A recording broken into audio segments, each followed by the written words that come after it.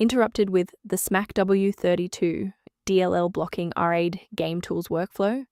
I'm Sophie Chen, a Windows support engineer. I've analyzed the conflict and I'm ready to show you the safest fix.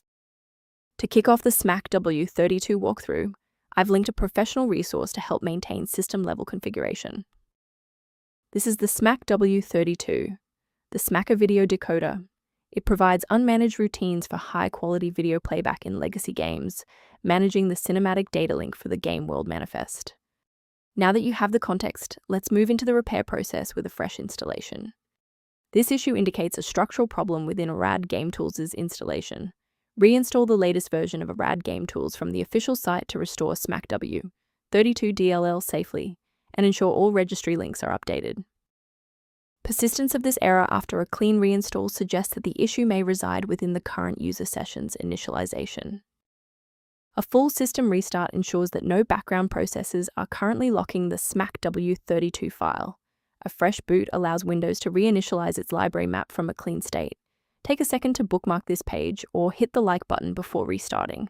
That way you can easily resume this guide once your system has finished rebooting.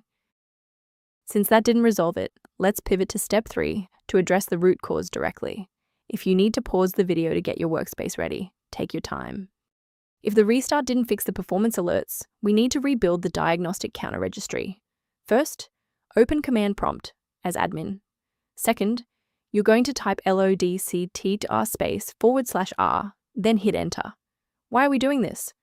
Well, while these files almost never break, their registration in the performance registry Hive does.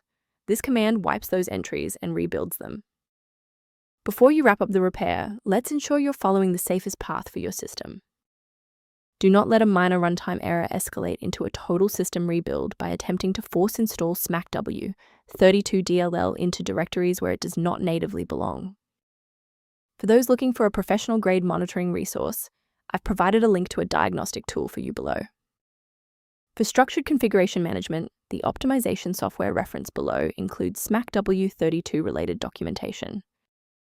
To ensure you always have a professional diagnostic path for smackw32 or system errors, hit the subscribe button and keep this channel in your toolkit.